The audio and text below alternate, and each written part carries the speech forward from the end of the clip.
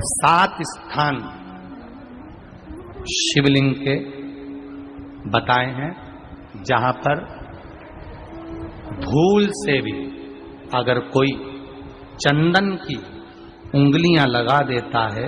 7 स्थान ऐसे हैं जहां चंदन की मात्र उंगलियां लगा देने से ही शिव पितृलोक के पितरों को मुक्ति प्रदान करके वैकुंठ लोक का निवास दे देते हैं। 7 स्थान।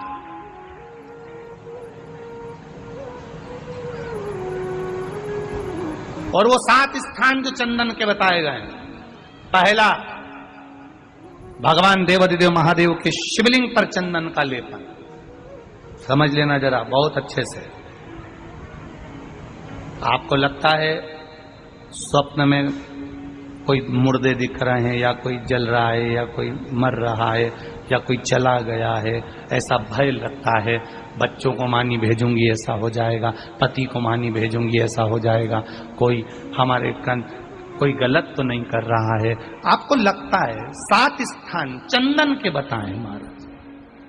पहला शिवलिंग, दूसरा जहां गणेश जी का स्थान है, मालूम है ना सबको? जम के बोलो जरा, मालूम है ना सबको?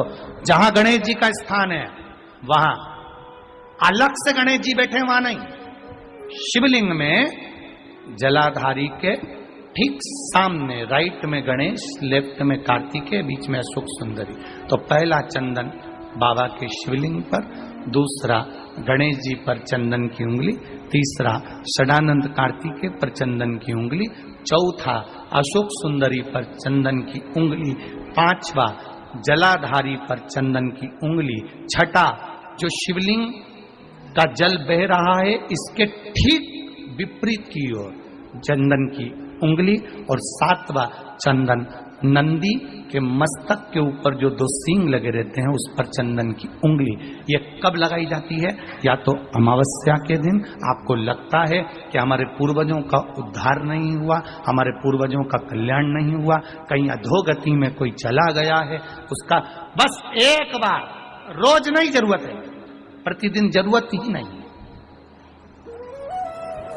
महीने में एक बार अगर अमावस्या के दिन भी आपने चंदन के थोड़ा सा चंदन अगर मेरे देवाधिदेव महादेव को 7 स्थान पर समर्पित किया है।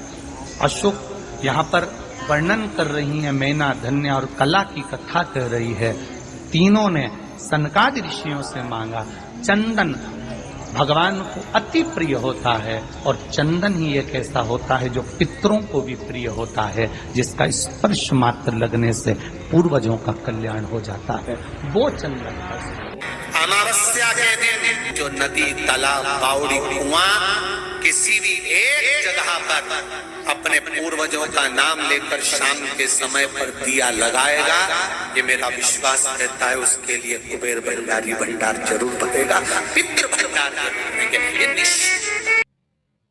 अमावस्या तुलसी की लकड़ी पानी में घुमाकर, लकड़ी नहीं हो तो माला तो होगी ही, जल में भ्रमण कराकर, जल में घुमाकर, तुलसी की लकड़ी को जल में डालकर स्नान जो करता है, मात्र घुमाना है, लकड़ी डालकर नहीं रखना है, घुमाकर अपने पूजन वाले स्थान पर रखना, या पानी में पहले से घुमा लो, उस पानी को ले जाकर डाल दो।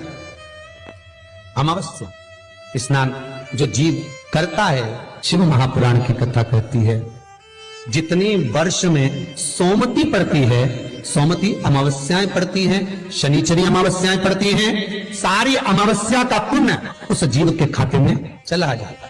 तो अच्छे से ध्यान रखिएगा, आप ब्राह्मण को भोजन कराएं ना कराएं, आपने धूप छोड़ी ना छोड़ी वो पता नहीं, गाय को रोटी दी ना दी, स्वान को भोजन दिया ना दिया, कौवे को भोजन दिया ना दिया, चलेगा।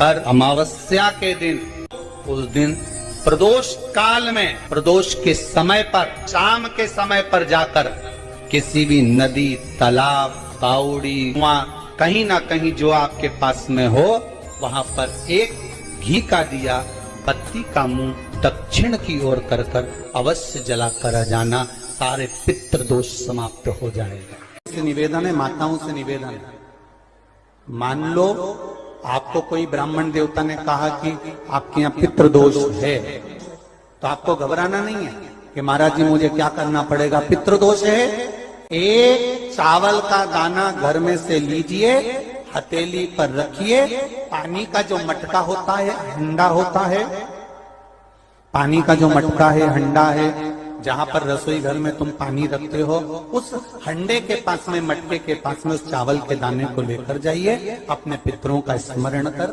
स्वधा स्वधा स्वधा स्वधा स्वधा 5 बार बोलकर शंकर भगवान के शिवलिंग पर, तुम्हारे घर में शिवलिंग हो तो घर में, और अगर मंदिर में शिवलिंग हो तो मंदिर में, उस चावल के दाने को चढ़ा दीजिए। कैसा भी पितृदोष होगा समाप्त हो। कि गाय जब अपने बछड़े को दूध पिलाए और बछड़े के मुख पर जो फेन आए, उस फेन को अमावस्या के दिन दोपहर में 12 बजे चम्मच में लेकर, जो बच्चा चिड़चिड़ करता हो या पढ़ाई में मन नहीं लगता हो या दिमाग थोड़ा सा कमजोर हो, डॉक्टर के इसका विवेक काम नहीं कर रहा, बुद्धि काम नहीं कर रही है, उस बच्चे को 2 या 3 अमावस्या गाय जब बछड़े को दूध पिलाए, बछड़े के मुंह पर जो फेन आता है वो फेन उस बच्चे को पिला दिया जाए तो बच्चा विद्वान होता है, उसका विवेक काम करना प्रबल हो जाता है।